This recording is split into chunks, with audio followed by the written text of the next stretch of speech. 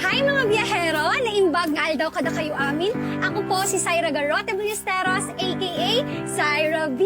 Kung napanood nyo nga yung episode ng Biyahe ni Drew sa Quirino Province, ngayong araw ay ipapakita ko sa inyo yung behind the scenes nung tayo ay pumunta sa Coronang Bato. Kaya naman maikan, kadoanda kami. Entan, intayon! It's Syra B. Hi mga B! Noong September 25 nga mga B ay pumunta tayo sa Coronang Bato para sa shoot for Biyahe ni Drew. Kaya naman mga biyahero, ay mga B, kaduan nyo akong pumunta sa Coronang Bato sa Sangbay, Nagtipunan, Quirino para sa Biyahe ni Drew. Kaya naman Entan, intayon!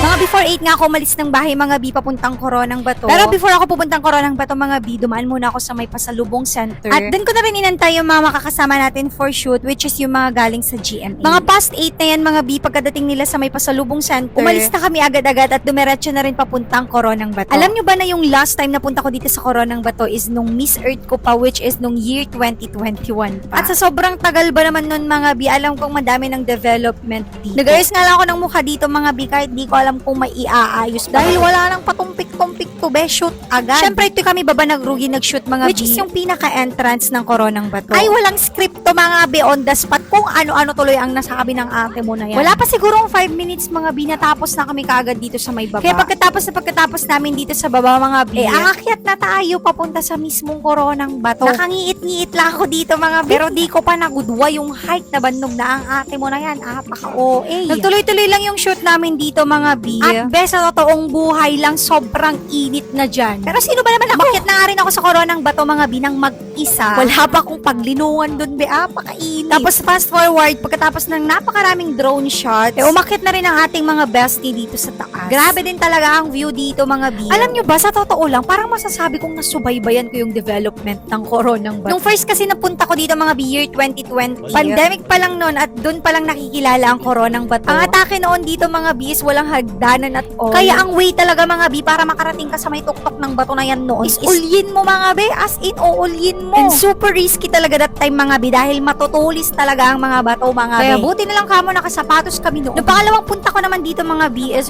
during Miss Earth. Year 2021 naman yun mga B at dun na mas nakilala ang Coronang Bato. At that time, less risky na dahil may hagdanan na yung bamboo-bamboo. Ganun pa lang yung hagdanan noon mga B. Pero ngayon, tignan nyo naman after how many years, hindi na siya ganun kadelikado. Meron na rin mga harang-harang na ganyan para hindi ka matinag sa maling tao.